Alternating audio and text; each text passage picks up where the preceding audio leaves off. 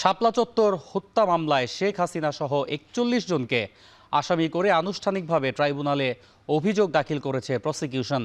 এ নিয়ে আরও জানাতে যুক্ত হচ্ছেন সহকর্মী জাহিদ হাসান। জাহিদ, জানাবেন এ পর্যন্ত কি কি অভিযোগ আনা হয়েছে, আর শেখ হাসিনা ছাড়া অভিযুক্তদের তালিকায় আর কারা আছেন?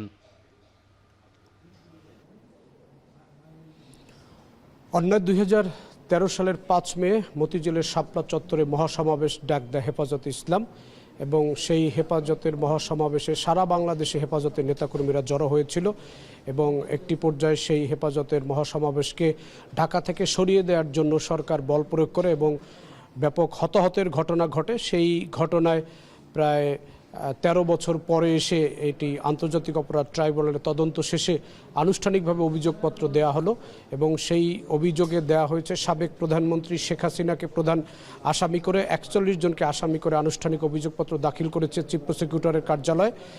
এখানে আসামি করা হয়েছে সাবেক আইজিপি হাসান মাহমুদ খন্দকার, সাবেক আইজিপি শহীদুল হক, সাবেক আইজিপি বেনজির আহমেদ, যিনি তখন ঢাকা মহানগরের পুলিশ কমিশনার ছিলেন।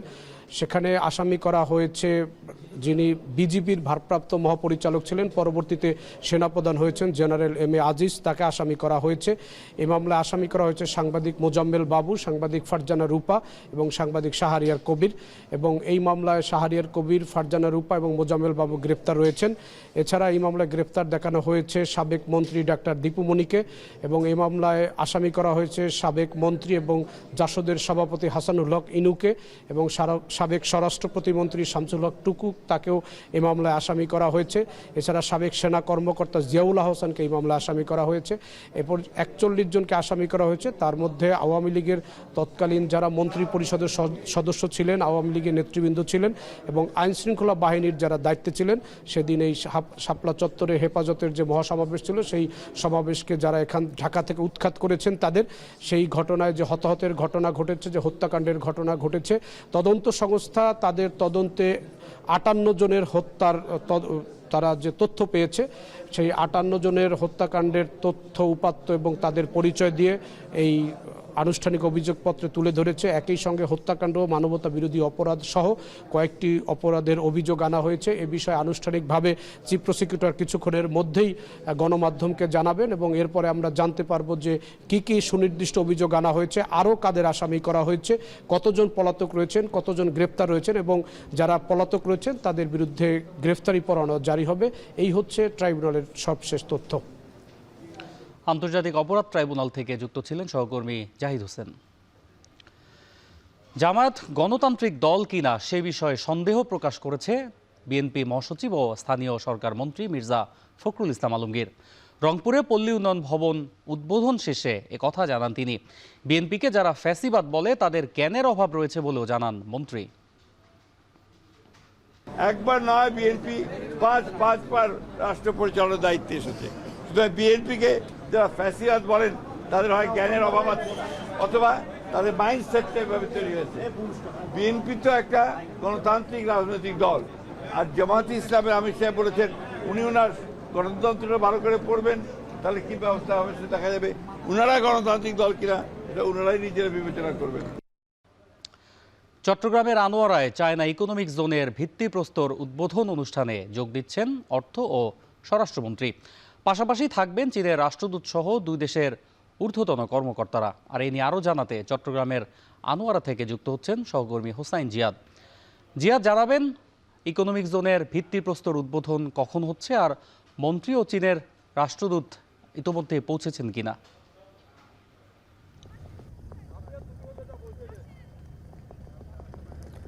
না, তারা এখনও পর্যন্ত এসে পৌঁছাননি, হয়তো অল্প কিছুক্ষণের মধ্যে এসে পৌঁছাবেন। আমরা যতটুকু জেনেছি দুপুর ১২টার দিকে ভিত্তিপ্রস্তর স্থাপনের কাজ উদ্বোধন করা হবে। দীর্ঘ ১২ বছর পর এই চায়না ইকোনমিক জোনটির ভিত্তিপ্রস্তর স্থাপন হচ্ছে।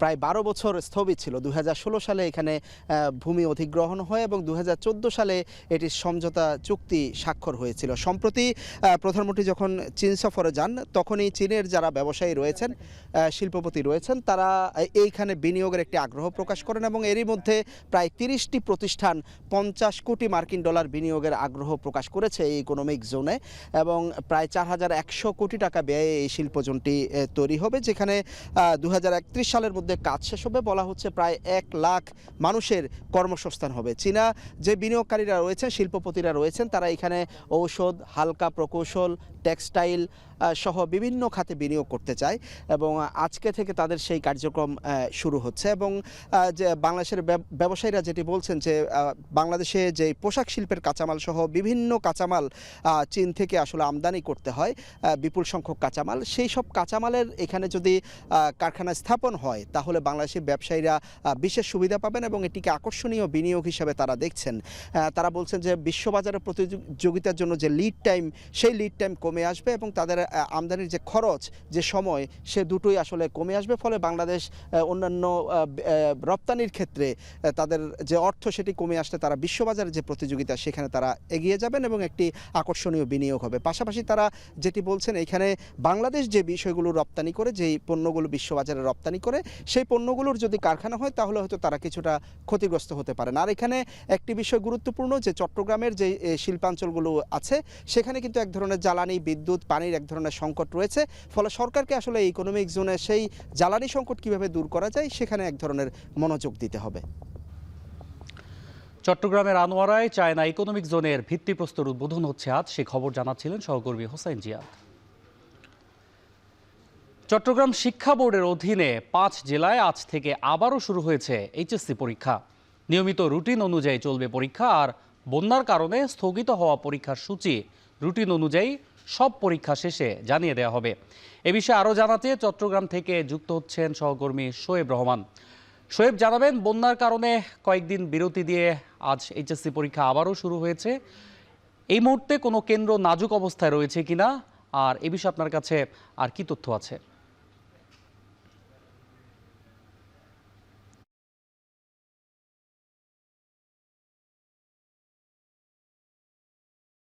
বন্ধ থাকার পরে আজ থেকে আবারও পরীক্ষা শুরু হয়েছে, এইচএসসি পরীক্ষা শুরু হয়েছে এবং সেই পরীক্ষা নিয়ে অভিভাবক এবং শিক্ষার্থীদের মধ্যে এক ধরনের উৎকণ্ঠা ছিল। বিশেষ করে বন্ধ হওয়া পরীক্ষা আবারও কবে থেকে শুরু হবে সেটি নিয়ে শিক্ষার্থী এবং অভিভাবকদের মধ্যে উৎকণ্ঠা ছিল এবং তারা পরবর্তীতে কিন্তু চট্টগ্রাম শিক্ষা বোর্ডের কাছে স্মারকলিপিও প্রদান করেন যাতে করে দ্রুততম সময়ের মধ্যে পরীক্ষা শুরু করা হয় এবং সে পরীক্ষা শুরু হতে তাদের মধ্যে এক ধরনের স্বস্তি বিরাজ করছে। আমরা দেখেছি সকাল থেকে শিক্ষার্থীরা 10টার আগেই পরীক্ষা কেন্দ্রগুলোতে আসতে শুরু করেন এবং চট্টগ্রামের 114টি কেন্দ্রে 99,000 পরীক্ষার্থী আজ পরীক্ষায় বসছেন এবং যেই পরীক্ষাগুলো রুটিন অনুযায়ী চলার কথা ছিল, রুটিন অনুযায়ী যেভাবে ফিক্সড করা ছিল সেই রুটিন অনুযায়ী পরীক্ষাগুলো চলবে এবং যেই পরীক্ষাগুলো স্থগিত হয়েছে, যে পরীক্ষাগুলো অনুষ্ঠিত হতে পারেনি, সেই পরীক্ষাগুলো কিন্তু পরবর্তীতে অর্থাৎ পরীক্ষা শেষে, রুটিন পরীক্ষা শেষ হওয়ার পরে তারপরে কিন্তু তারা এই পরীক্ষাগুলো আবার নতুন করে সময় জানিয়ে দেওয়া হবে বলে জানানো হয়েছে।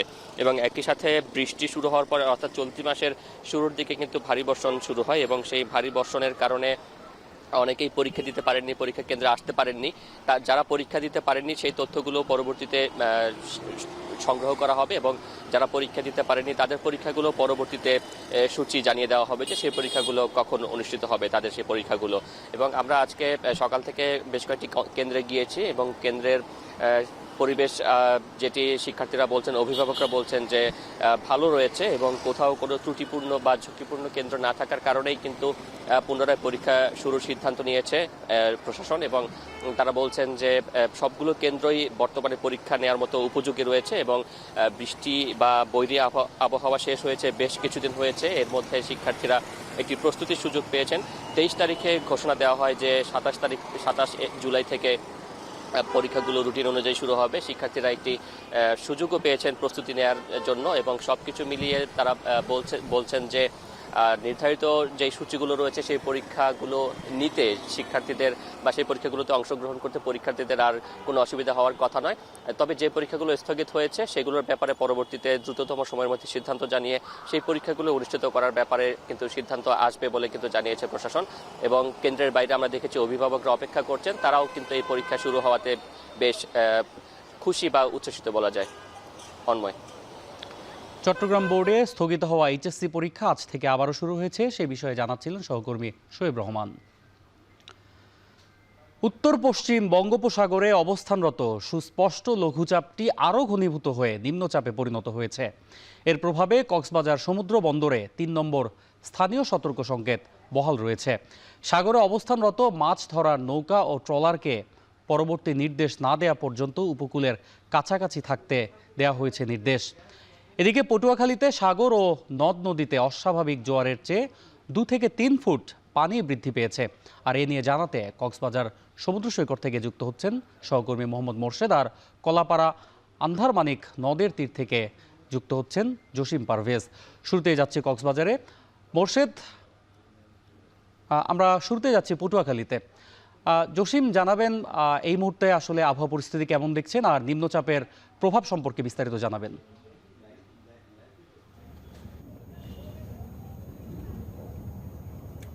অন্যয় এখনও কিন্তু ঝড়ো হাওয়া বয়ে যাচ্ছে আর মেঘে মেঘে গুড়ি গুড়ি বৃষ্টিপাত হচ্ছে। আর পূবালি বাতাস প্রবাহিত হওয়ার কারণেই কিন্তু নদ নদী এবং সমুদ্র ফুঁসে উঠেছে। আর একদিন পরেই কিন্তু পূর্ণিমার জো শুরু হবে। আর পূর্ণিমার জোয়ের কারণেই কিন্তু এখন নদী আরও ফুঁসে উঠেছে। আপনি দেখতেই পাচ্ছেন এখন কিন্তু ভাটা চলছে। আর ভাটা অবস্থায়ও কিন্তু নদীতে স্বাভাবিক জোয়ারের চেয়ে 2 থেকে 3 ফুট পানি বেড়েছে। আর এর ফলে নদী উত্তাল হয়ে উঠেছে। আর উত্তাল নদী দিয়ে উপকূলীয় অঞ্চলের মানুষ কর্মস্থলে আসা যাওয়া করার জন্য তারা কিন্তু ঝুঁকি নিয়ে চলাচল করছে, আপনি দেখতেই পাচ্ছেন। আর আমরা এখন যে আন্দারমানিক নদে রয়েছি, এই নদের 2 তীরে বেড়িবাঁধের বাহিরের শত শত কাঁচা বাড়িঘর সেগুলো কিন্তু অর্ধ নিমজ্জিত হয়েছে এবং নিম্ন অঞ্চল প্লাবিত হয়েছে, এমনটি জানতে পেরেছি আমরা উপকূলীয় অঞ্চলের বিভিন্ন মানুষের সঙ্গে যোগাযোগ করে। এবং আপনাকে আরও জানিয়ে রাখি, সমুদ্র উত্তাল থাকার কারণে সকল মাছ ধরা ট্রলার নিরাপদ আশ্রয়ের জন্য মৎস্যবন্দর আলিপুর মহিপুর পোতাশ্রয়ে তারা ফিরে এসেছে। এবং একই সঙ্গে যে রাঙাবালী উপজেলা, সেখানেও যে শত শত ট্রলার নিরাপদ আশ্রয়ের জন্য তারা পোতাশ্রয়ে অবস্থান করছেন। এছাড়া যে পাথরঘাটা সহ এখানকার যে আষাঢ়চর সহ ফাতরা বন এলাকায়ও কিন্তু অনেক ট্রলার আশ্রয় রয়েছে। এখন কিন্তু যে পূর্ণিমার জো চলার ফলে কিন্তু যত সময় গড়াচ্ছে ততই কিন্তু আবহাওয়া দুর্যোগপূর্ণ হয়ে যাচ্ছে। আর এখানকার আবহাওয়া অধিদপ্তর পায়রা সমুদ্র বন্দর সহ সকল বন্দরকে 3 নম্বর স্থানীয় সতর্ক সংকেত দেখে যেতে বলেছে। এবং আবহাওয়া অধিদপ্তর আরও নিশ্চিত করেছে যে এই নিম্নচাপটির 45 কিলোমিটার কেন্দ্রে 40 থেকে 50 কিলোমিটার বেগে ঝড়ো বাতাস বয়ে যাচ্ছে। এর ফলে যে সংলগ্ন সমুদ্র অস্বাভাবিক উত্তাল থাকবে এবং তাই রয়েছে। এবং একই সঙ্গে উপকূলীয় অঞ্চলের যে সকল মাছ ধরা ট্রলার সেগুলো কিন্তু এখনও মাছ ধরা বন্ধ রেখে তীরেই অবস্থান করছে। আর আপনি দেখতেই পাচ্ছেন কিন্তু এখন কিন্তু বৈরী আবহাওয়া বিরাজ করছে, বৃষ্টি হচ্ছে। আর এখন কিন্তু ঝড়ো হওয়ার সঙ্গে সঙ্গে বৃষ্টিপাতে বৈরী আবহাওয়া দেখা যাচ্ছে। এই ছিল আমার কাছে সবশেষ অন্যয়। পটুয়াখালী থেকে এবার যেতে চাই কক্সবাজারে, সেখানে আছেন সহকর্মী মোহাম্মদ মোর্শেদ। মোর্শেদ, জানাবেন এই মুহূর্তে কক্সবাজারের আবহাওয়া পরিস্থিতি কেমন দেখছেন, আর জেলেরা মাছ ধরতে গিয়েছেন কিনা আজ?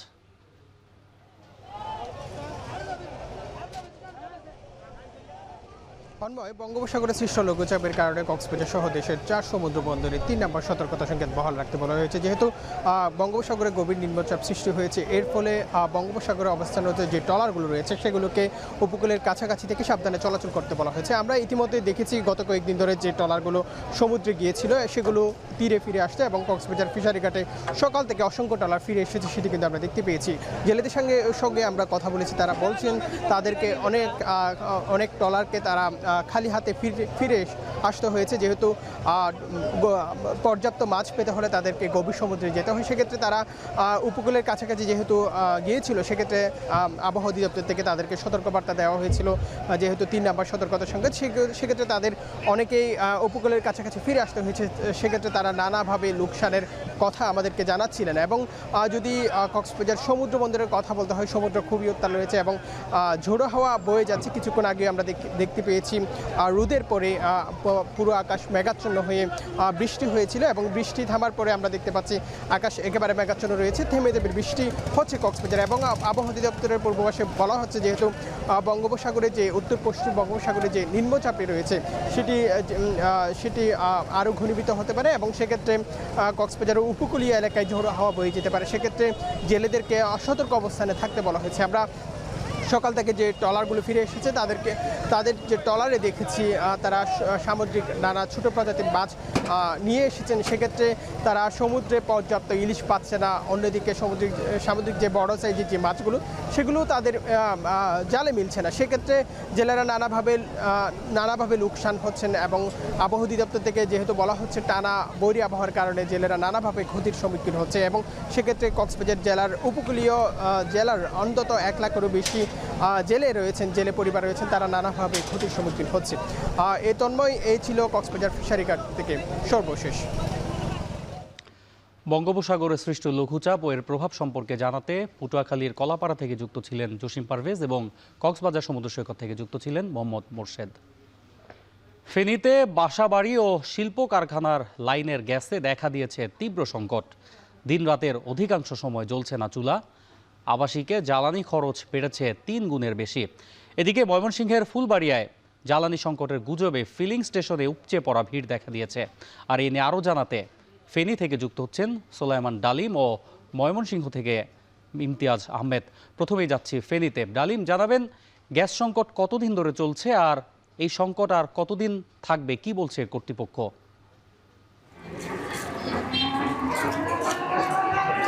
আমরা সকালবেলায় ফেনীর কদলগাজী একটি এলাকার একটি বাসা থেকে যুক্ত হয়েছিলাম, দেখিয়েছি সেখানে গ্যাসের কি পরিমাণ সংকট। এখন আমরা ফেনী শহরের বিরিঞ্চি এলাকায় রয়েছি। এটি একটি জনবহুল এলাকা। আমরা এখানকার যে বাসাগুলো রয়েছে সেখানে গিয়েছি, আমরা দেখেছি এবং কথা বলেছি গৃহিণীদের সাথে। তারা বলছেন যে দিন এবং রাতের অধিকাংশ সময়ে কিন্তু গ্যাস সঞ্চালনের যে লাইন, সে লাইনে কিন্তু গ্যাস থাকছে না, যার ফলশ্রুতিতে গ্যাসের লাইন থাকার পরও তারা কিন্তু ইলেকট্রিক চুলা, মাটির চুলা এবং সিলিন্ডার যে গ্যাস, সেটি ব্যবহার করতে হচ্ছে। তারা বলছেন যে এই যে প্রতি মাসে তাদের গ্যাস সঞ্চালন লাইনে যে বিল দিতে হচ্ছে, বিল দিয়েও কিন্তু তারা গ্যাসের যে চুলা জ্বালাতে পারছেন না, যার ফলশ্রুতিতে অন্য যে জ্বালানির যে উপকরণ সেগুলো ব্যবহার করার কারণে তাদের কিন্তু প্রাত্যহিক যে জ্বালানির খরচ সেটি 2 থেকে 3 গুণ বেড়েছে। আমরা কথা বলেছি ফেনী শহরের আরামবাগ, পূর্ব উকিলপাড়া, পশ্চিম উকিলপাড়া, সহদেবপুর, পেট্রোবাংলো, চারিপুর, নাজির রোড, শান্তিধারা এলাকা, একাডেমি এলাকা সহ বিভিন্ন এলাকার গৃহিণীদের সাথে সব এলাকার গৃহিণীরা বলছেন যে সকাল 7টা থেকে দুপুর 3টা পর্যন্ত কোনো ধরনের গ্যাস থাকে না। এর 3টার পরেও যদি গ্যাস আসে সেটি মিটিমিটি গ্যাস থাকে, যার যেই গ্যাসে আসলে রান্না করা যায় না। অর্থাৎ সকালে যে নাস্তার সময়টা এবং দুপুরে খাবার তৈরির যে সময়টা, সেই সময় গ্যাস একদম থাকে না বললেই চলে। আবার রাতের দিকে যে সময়টা, রাতের খাবার তৈরি করার সময়, সেই সময়টাও গ্যাস রান্না করার মতো থাকে না। সব মিলিয়ে যে সঞ্চালন লাইনের যে গ্যাসের পরিস্থিতি, সেটি একদমই নাজুক পরিস্থিতি। শুধু ফেনী শহর না, ফেনী শহরের বাইরে আমরা কথা বলেছি ছাগলনাইয়া, ফুলগাজী সহ যেসব উপজেলায় গ্যাস সঞ্চালন এবং লাইনের গ্যাস আসে সেসব ভোক্তাদের সাথে, তারা বলছেন যে সেখানেও নাজুক পরিস্থিতি। আমরা কথা বলছি বাখরাবাদ গ্যাসের সাথে, কর্তৃপক্ষের সাথে, তারাও আমাদেরকে এই যে সংকট, এই সংকটের কোনো সদুত্তর দিতে পারেননি। এ ছিল ফেনীর বিরিঞ্চি এলাকা থেকে আমাদের কাছে গ্যাস পরিস্থিতির খবরের সর্বশেষ। ফেনী থেকে এবার যেতে চাই ময়মনসিংহে। ইমতিয়াজ, জানাবেন জ্বালানি সংকট নিয়ে যে গুজব ছড়িয়েছে, এই বিষয়ে আসলে প্রশাসন কি বলছে? অন্ময়, আমি এই মুহূর্তে রয়েছি ময়মনসিংহের ফুলবাড়ী উপজেলায়, যেখানে সারা দেশে একটি গ্যাস সরবরাহ একটা তীব্র সংকট চলছে। সেখানে কিন্তু গুজবও কিন্তু পিছিয়ে নেই। বিভিন্ন উপজেলায় এমন গুজব তৈরি হয়েছে যে জ্বালানি তেলের সংকট পড়তে পারে, যার কারণে কিন্তু রাত থেকে আমরা যে উপজেলাটি রয়েছি ফুলবাড়ী উপজেলায়, এই উপজেলায় দুটি পাম্প রয়েছে, একটি মিলেনিয়াম ফিলিং স্টেশন, একটি ইসলাম ফিলিং স্টেশন। দুটি পাম্পে কিন্তু পুরোপুরি পেট্রোল অকটেন সেগুলো কিন্তু শেষ হয়ে গেছে, এবং যার কারণে এখন সে তেল সরবরাহ এবং দেয়া পুরোপুরি বন্ধ রয়েছে। রাত থেকে তীব্র ভিড় ছিল, এবং যারা মোটরসাইকেল বা ব্যক্তিগত প্রাইভেট কার নিয়ে যারা এসেছিলেন তারা কিন্তু ফুল ট্যাঙ্কি তেল নিয়ে গেছেন, যার কারণে সকাল 10টার পর থেকে দুটো ফিলিং স্টেশনের মধ্যে এই যে মিলেনিয়াম ফিলিং স্টেশনটি রয়েছে তারা তেল দেওয়া পুরোপুরি বন্ধ করে দিয়েছেন।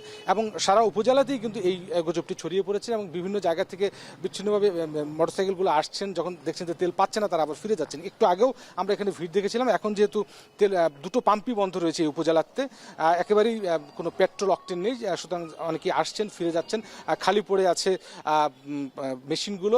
এবং যেটা বলছিলেন আপনি প্রশাসনের উদ্যোগ, আসলে এই যে একটা গুজব বা এই যে তেল যে নেই, এই বিষয়টি কিন্তু পরিষ্কার করে প্রশাসনের পক্ষ থেকে কোনো উদ্যোগ আমরা এখন পর্যন্ত দেখতে পাচ্ছি না। আমরা দুটো পাম্পের কর্তৃপক্ষের সঙ্গে কথা বলেছিলাম, তারা বলছিলেন যে রেশনিং পদ্ধতিতে যেহেতু তেলটি আসে, ইসলাম ফিলিং 3 দিন যাবত তারা তেল সরবরাহ করতে পারছিলেন না।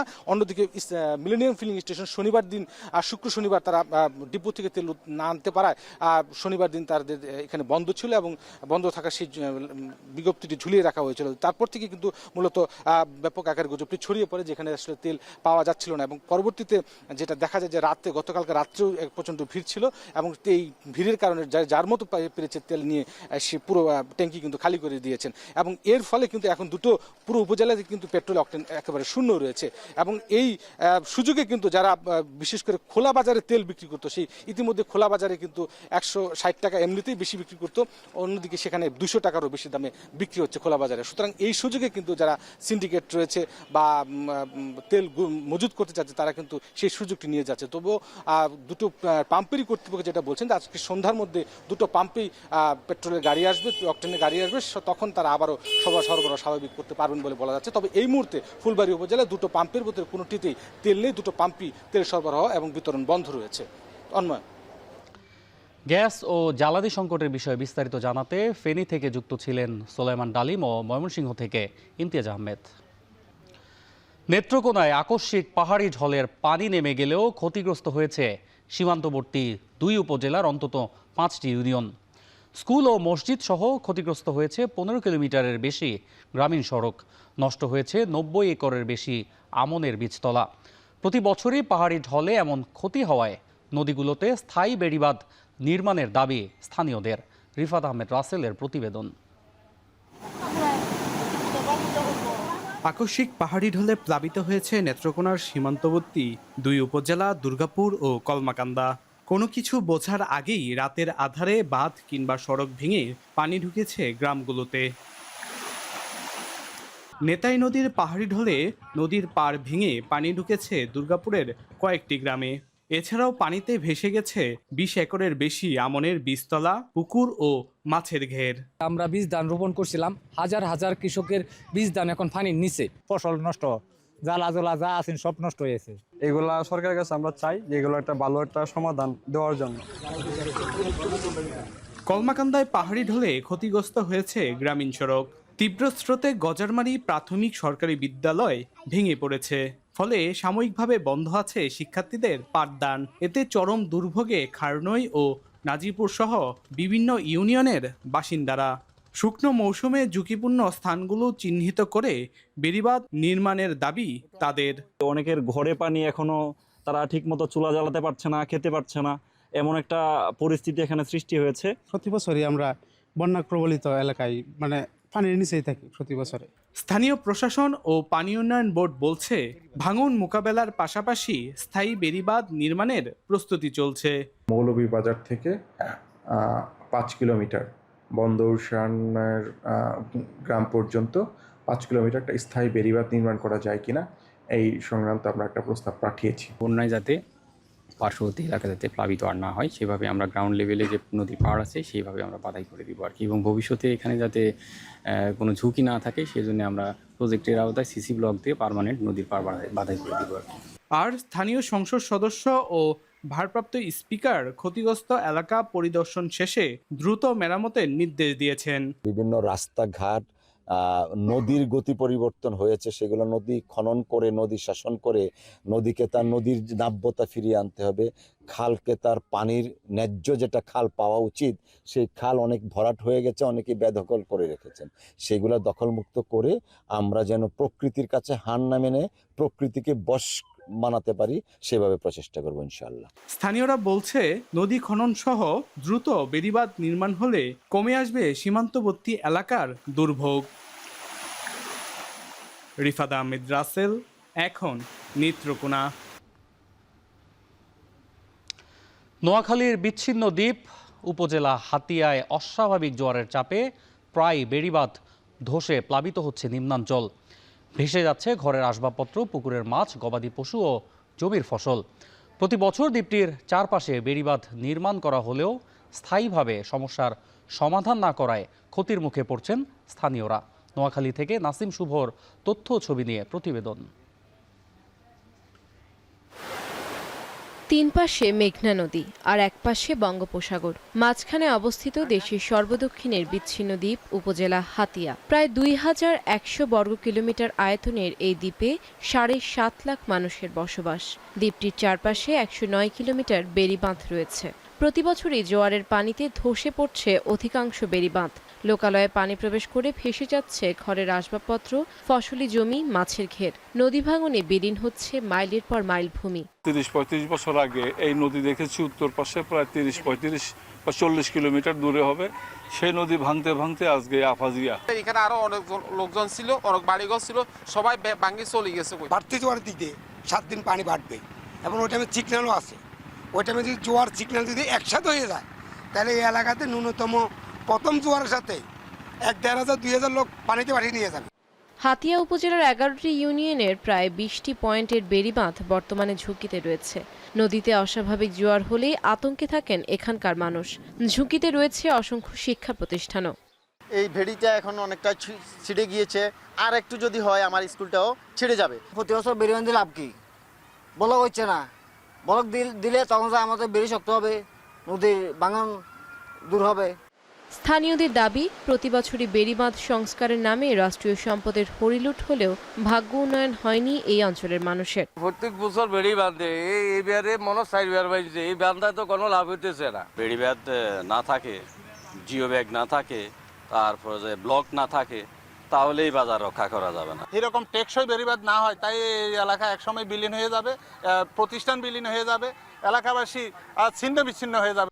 পানি উন্নয়ন বোর্ডের তথ্য বলছে, চলতি মাসের শুরুর থেকে নদীর উচ্চ জোয়ারে ধসে গেছে উপজেলার 3টি ইউনিয়নের 4টি গ্রামের প্রায় 1 কিলোমিটার বেড়িবাঁধ। ধসে যাওয়া বেড়িবাঁধগুলো দ্রুত সময়ের মধ্যে সংস্কারের কাজ করার আশ্বাস পানি উন্নয়ন বোর্ডের। 3টা ইউনিয়নে 4টি পয়েন্টে মোট 800 মিটার জায়গা ক্ষতিগ্রস্ত হয়।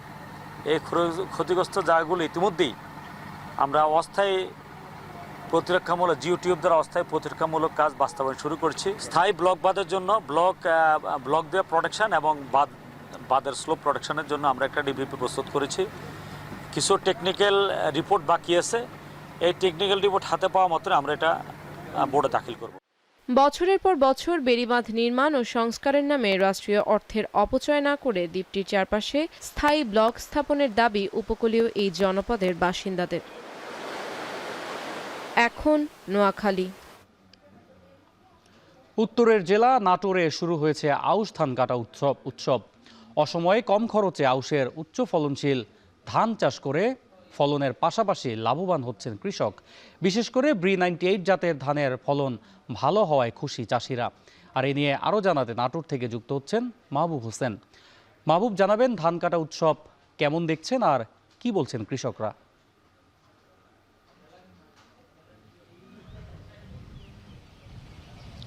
হ্যাঁ, অন্যায় আপনি যেমনটি বলছিলেন যে এই সময় আসলে ধান মাঠে থাকার কথা নয়, কিন্তু বোরো ধানের পরপরই কিন্তু আউশ ধানের যে সময়টা সেটি রোপণ করেন কৃষকরা। সেই রোপণের 100 থেকে 110 দিনের মধ্যে কিন্তু আউশ ধানটি পাকতে শুরু করে। ইতিমধ্যে নাটোরের বিভিন্ন যে মাঠ রয়েছে সে মাঠে কিন্তু কাঁচা পাকা ধানে ছেয়ে গেছে বিভিন্ন মাঠ, এবং কৃষকরাই ইতিমধ্যে কিন্তু তারা ধান ঘরে তুলতে শুরু করেছেন। অর্থাৎ আমরা বিগত দিনে যেমন বোরো ধান কাটার যে উৎসবগুলো দেখেছি সেরকম উৎসবের মাধ্যমে কিন্তু এই আউশ ধানও কাটা শুরু হয়েছে নাটোরে।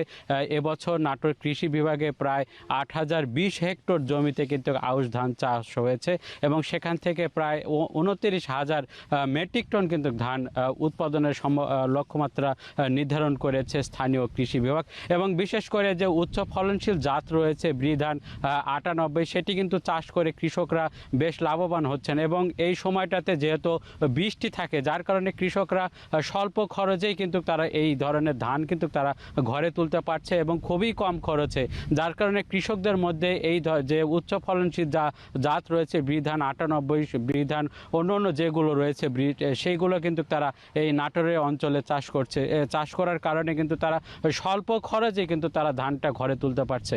এবং স্থানীয় কৃষি বিভাগ বলছে যদি এই আউশ ধান চাষে কৃষকদের উৎসাহিত করা যায় তাহলে কিন্তু এই সময়টাতে যে চালের এবং ধানের যে সংকট তৈরি থাকে এই সংকটটা কিন্তু অনেকাংশেই কমিয়ে আসবে, এবং খাদ্য ঘাটতির যে সংকট তৈরি হয় সেটি কিন্তু অনেকটাই পূরণ করা সম্ভব হবে। সেক্ষেত্রে কিন্তু স্থানীয় কৃষি বিভাগ তারা বিভিন্নভাবে প্রণোদনার মাধ্যমে কিন্তু তারা কৃষকদের উৎসাহিত করে থাকে, যার কারণে অনেক কৃষক তারা এই আউশ ধান চাষ করে।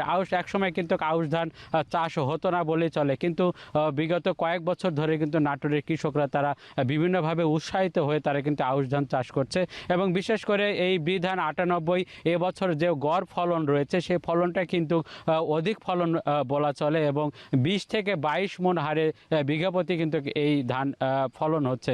এবং এই ফলন হওয়ার কারণে কৃষকরা কিন্তু তারা স্বল্প খরচে যে লাভবান হচ্ছে, এবং তারা স্বল্প খরচেই কিন্তু বেশি লাভবান হচ্ছে, যার কারণে দিন দিন কিন্তু নাটোরে এই আউশ ধান চাষটা বৃদ্ধি পাচ্ছে, এবং আগামীতে এই ধান আরও চাষ বৃদ্ধি পাবে বলে স্থানীয় কৃষি বিভাগ এমনটি প্রত্যাশা করছেন। তো এই ছিল নাটোর থেকে আমার কাছে সবশেষ খবর। নাটোরে আউশ ধান কাটা উৎসবের খবর জানাচ্ছিলেন সহকর্মী মাহবুব হোসেন। রেলওয়ে কর্তৃপক্ষের অবহেলা ও দীর্ঘদিনের জরাজীর্ণতায় শতবর্ষী কুষ্টিয়ার মিরপুর রেল স্টেশন বন্ধ হবার উপক্রম। নেই স্টেশন মাস্টার, একজন কর্মচারী দিয়ে কোনো মতে চলছে কার্যক্রম। আর এ নিয়ে আরও জানাতে মিরপুর রেল স্টেশন থেকে যুক্ত হচ্ছেন সহকর্মী মেজবাউদ্দিন পলাশ জানাবেন রেল স্টেশন বন্ধ হয়ে যাওয়ার যে আশঙ্কা তৈরি হয়েছে এই বিষয়ে আসলে প্রশাসন কি বলছে আর কোনো ব্যবস্থা নেওয়া হয়েছে কিনা।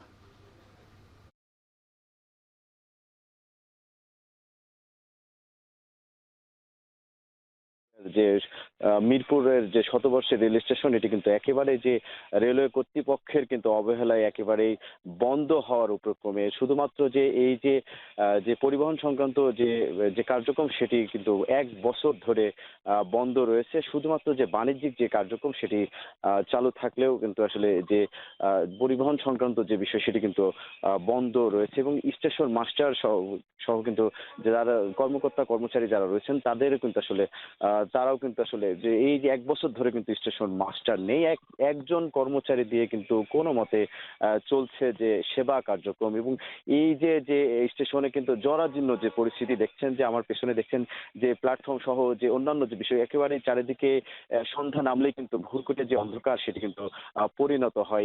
এতে কিন্তু যে মাদক সেবীদের কিন্তু আড্ডা আসলে বসে, এবং এই যে স্টেশনে যে যাত্রীদের যে সেবা সেটি কিন্তু একেবারে নেই, এবং যাত্রী সেবার যে বিষয়টি সেটি কিন্তু আসলে ক্ষোভ প্রকাশ করেছেন। তারা বলছেন যে রাত হলে কিন্তু এখানে একেবারে নামা সম্ভব হয় না। এতে কিন্তু তার একটি নিরাপত্তাজনিত যে বিষয় সেটি রয়েছে, এবং প্রায় যে দুর্ঘটনা সেটি কিন্তু আসলে শিকার হন যে যাত্রী সাধারণ। এবং এই পরিস্থিতিতে কিন্তু আসলে দীর্ঘদিন ধরে কিন্তু এই পরিস্থিতি চলমান থাকার কারণে কিন্তু বারবার কিন্তু আন্দোলন করেও কিন্তু এটি কিন্তু সমাধান আসেনি, এবং এতেই কিন্তু তারা কিন্তু এই অঞ্চলে যারা মানুষ রয়েছেন তারা কিন্তু ক্ষোভ প্রকাশ করেছেন। তারা বলছেন বলছেন যে অতি দ্রুত যে এই সমস্যা নিরসন করে কিন্তু একটি সুন্দর স্টেশন কিন্তু তাদেরকে উপহার দিতে হবে, এমনটি কিন্তু বারবার তারা দাবি জানাচ্ছেন। একটু বলে রাখি যে এই যে এই ঘটনার পর থেকে, এবং একটু বলে রাখি যে এই যে পরিস্থিতি, সেই পরিস্থিতির পর থেকে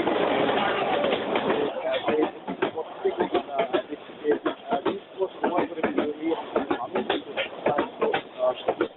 তারা বলছেন যে এটি সমাধানে কিন্তু, আমি একটু আগেও কথা বলেছি, পাকশি যে বিভাগীয় যে রেলওয়ে যে পরিবহন যে কর্মকর্তা রয়েছেন, এবং একটু আগে আমি কথা বলছি, তিনি জানিয়েছেন যে এই সমস্যা তিনি কিন্তু দ্রুত আসলে যে নিরসনে, এই সমস্যার সমাধানে কিন্তু তারা কাজ করছেন, এমনটি কিন্তু রয়েছে। অন্যায়। কুষ্টিয়ার মিরপুর রেল স্টেশন থেকে যুক্ত ছিলেন সহকর্মী মেজবাউদ্দিন পলাশ। রাজবাড়ীর খানখানাপুর রেলগেটে তেলবাহী ট্রেনের বগি, বাস ও মাহিন্দ্রার সংঘর্ষে 2 জন নিহত হয়েছেন। এই ঘটনায় আহত হয়েছেন আরও 6 জন। প্রত্যক্ষদর্শীরা জানান, রাজবাড়ীগামী একটি তেলবাহী ট্রেন রাত 8:30টার দিকে খানখানাপুর রেলগেট অতিক্রম করছিল। ট্রেনটি রেলগেট পার হওয়ার আগেই পেছনের 5টি বগি ট্রেন থেকে বিচ্ছিন্ন হয়ে যায়। এ সময় বিচ্ছিন্ন বগিগুলোর সঙ্গে সংঘর্ষ হয় বাস ও মাহিন্দ্রার। এতে ঘটনাস্থলে মারা যান 1 জন। আহতদের উদ্ধার করে ফরিদপুর মেডিকেল কলেজ হাসপাতালে নেওয়া হলে চিকিৎসাধীন অবস্থায় মারা যান আরও 1 জন। এই ঘটনায় আইনগত ব্যবস্থা প্রক্রিয়াধীন রয়েছে বলে জানিয়েছে পুলিশ।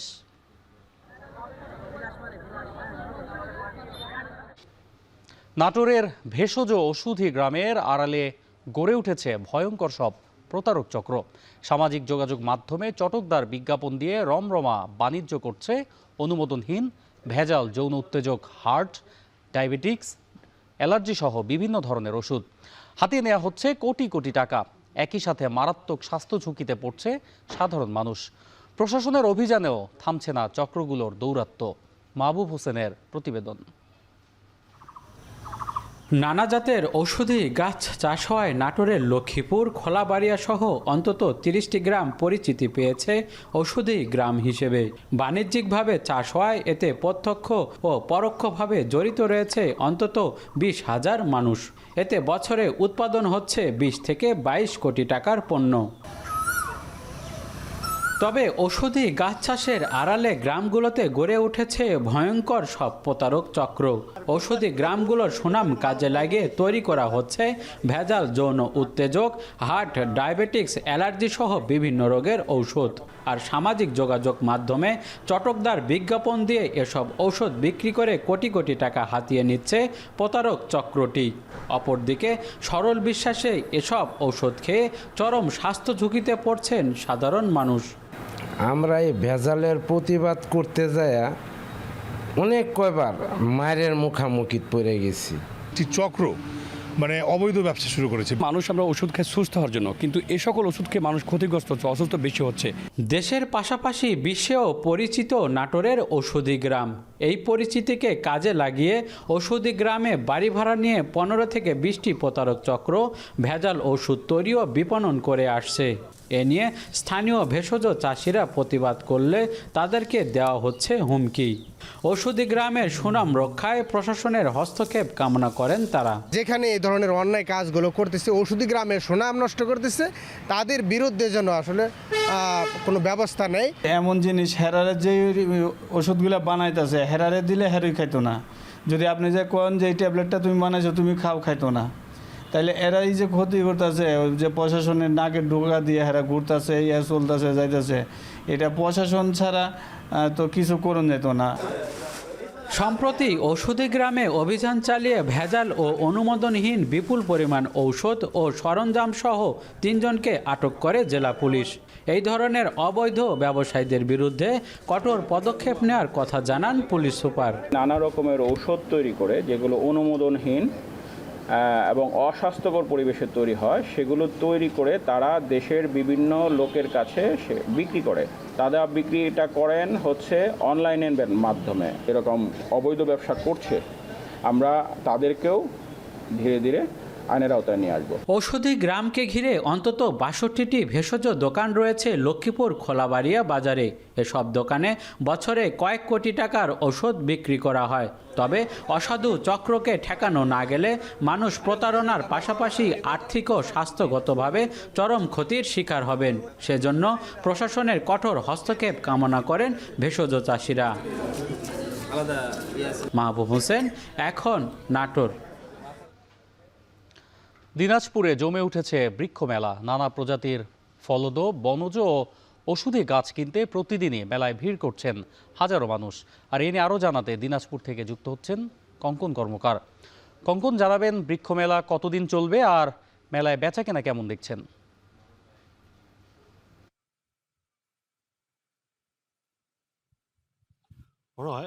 দিনাজপুরে যে বৃক্ষ মেলা এটি মূলত শুরু হয়েছে গত 16 তারিখে এবং এটি 15 দিন ব্যাপী একটি বৃক্ষ মেলা। এটি আগামী 30 তারিখে শেষ হবে। পুরো এই শুরু থেকে এখন পর্যন্ত বলা যায় যে পুরো মেলাটিতেই কিন্তু যে বৃক্ষ প্রেমী যারা আছেন তাদের বেশ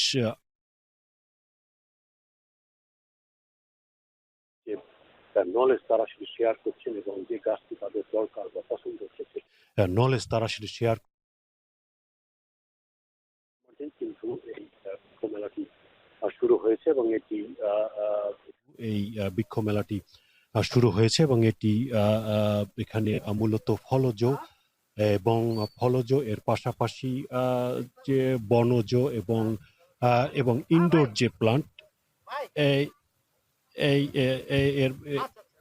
আপনার এখন পর্যন্ত এখানে ফলজ এবং এর পাশাপাশি যে ঔষধি যে গাছ সেগুলো কিন্তু এই বৃক্ষ মেলায় বেশ জনপ্রিয়তা পেয়েছে এবং বিক্রিও কিন্তু অনেকটা বেশি হচ্ছে। মূলত আপনি জানেন যে বৃক্ষ রোপণে মানুষকে আগ্রহী করার জন্যই এই মেলা এবং এই গাছের পাশাপাশিও কিন্তু বৃক্ষ সংক্রান্ত অন্য যে বিষয়গুলো, যেমন আপনার ইনডোর প্লান্ট, বাড়িতে যে গাছ লাগানো তার যে উপকরণগুলো সেগুলো কিন্তু এখানে বিক্রি হচ্ছে। এবং আপনার বলা যায় যে জিও ব্যাগ, যেটি নতুন একটি বলা যায় যে গাছ লাগানোর জন্য নতুন একটি প্রযুক্তি, এর ভিতরে কিন্তু এটি বেশ জনপ্রিয়তা পেয়েছে এবং বিক্রিও কিন্তু অনেকটা বেশি। আর আপনার এখানে কিন্তু প্রতিদিনই অন্যান্য যে স্কুল কলেজের ছাত্রছাত্রীরাও কিন্তু এখানে প্রতিদিনই আসছে এবং তারা গাছ কিনছে এবং এখানে কিন্তু ইনডোর প্লান্ট সেটির কিন্তু চাহিদা সবচেয়ে বেশি। তো এই ছিল মোটামুটি দিনাজপুরের বৃক্ষ নিয়ে আমার কাছে সবশেষ খবর। দিনাজপুরে বৃক্ষ মেলার খবর জানাচ্ছিলেন কঙ্কন কর্মকার। টানা বৃষ্টিতে দিনাজপুরে আমন চাষে স্বস্তি ফিরলেও বিপাকে পড়েছেন সবজি চাষিরা। অতিবৃষ্টিতে বাড়ছে রোগবালাই ও পোকার আক্রমণ, কমছে উৎপাদন, বাড়ছে চাষের খরচ। বিস্তারিত জানাচ্ছেন কঙ্কন কর্মকার, ছবি তুলেছেন আরমান হোসেন। দিনাজপুরের বৃষ্টির পর আমন রোপণের কাজ চলছে পুরোদমে। ধান চাষিদের জন্য বৃষ্টি আশীর্বাদ হলেও উল্টো চিত্র সবজি খেতে। অতিরিক্ত বৃষ্টিতে জমিতে পানি জমে থাকায় নষ্ট হচ্ছে গাছ, বাড়ছে রোগবালাই ও পোকার আক্রমণ। ঘাসও বেশি হচ্ছে, মনে করেন যে গাছ লাল পড়ে যাচ্ছে, সার দিচ্ছি তাও মানে সারটা লাস্টিং করতেছে না, বীজটা দিচ্ছি বীজ কাজ করতেছে না, সকালে দিচ্ছি বিকালে বৃষ্টির কারণে বীজটা পালাই। দিনাজপুরের মোট আবাদি জমির প্রায় 15 থেকে 18% উৎপাদিত হয় বিভিন্ন ধরনের শাকসবজি। স্থানীয় চাহিদা মিটিয়ে এসব সবজি দেশের বিভিন্ন জেলায়ও সরবরাহ করা হয়। কিন্তু চলমান অতিবৃষ্টিতে ঢেঁড়স, বেগুন, মরিচ, পটল সহ নানা সবজির উৎপাদন কমতে শুরু করেছে। কৃষকদের অভিযোগ, বেগুন গাছেই পচে যাচ্ছে, মরিচ গাছ মারা যাচ্ছে, আবার অনেক ক্ষেতেই ফলন নষ্ট করছে পোকামাকড়। প্রথমে বেগুন ভালোই হচ্ছিল, আর বড় বড় বেগুন হচ্ছিল। বৃষ্টির কারণে আমাদের অনেক ফসল নষ্ট হয়ে যেতেছে, যেমন কাঁচামরিচ, তারপরে বেগুন। ফসল বাঁচাতে জমিতে যেন পানি না জমে সেজন্য দীর্ঘ সময় ধরে নালা কেটে পানি সরাতে হচ্ছে কৃষকদের। একই সঙ্গে আগের তুলনায় অনেক বেশি কীটনাশক ও ছত্রাকনাশক ব্যবহার করতে হচ্ছে। এতে উৎপাদন খরচ বাড়লেও মিলছে না আশানুরূপ ফলন। 3-4 দিন থেকে বৃষ্টি হচ্ছে, কোনো কাজ করেনি, অনেক বেগুন পচে চলে গেছে। এখানে গাছগুলো অনেক বড় হয়েছে, বড় হওয়ার কারণে আরেকটু হচ্ছে, ফুল ফল সব ঝরে যাচ্ছে অতিরিক্ত বৃষ্টির কারণে। মানে ফলন কম হচ্ছে, এই জন্য দাম একটু বেশি পাচ্ছি।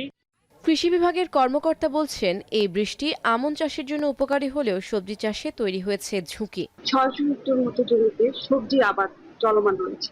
এটা পর্যায়ক্রমে রোপণ কার্যক্রম চলছে। আমাদের সার্বক্ষণিক মাঠ পর্যায়ে কৃষি কর্মকর্তা রয়েছেন, আমরা রয়েছি। আমরা সার্বক্ষণিক কৃষকের পরামর্শ অব্যাহত রেখেছি। আমাদের কৃষি কর্মকর্তা সার্বক্ষণিক মাঠে রয়েছে। আবহাওয়া অনুকূলে না ফিরলে সবজির উৎপাদন আরও কমতে পারে বলে আশঙ্কা করছেন কৃষকরা। এদিকে একদিকে যেমন বাড়বে তাদের লোকসানের ঝুঁকি, অন্যদিকে বাজারেও সবজির সরবরাহ ও দামে প্রভাব পড়তে পারে। এখন দিনাজপুর। আর এই ছিল এখন জনপদে। এখন টেলিভিশন ওয়েবসাইটে দেখতে ভিজিট করুন www.ekon.tv। ফেসবুকে দেখতে ভিজিট করুন facebook.com/tv.ekon। এছাড়াও ইউটিউবে দেখতে ভিজিট করুন youtube.com/c/ekontv।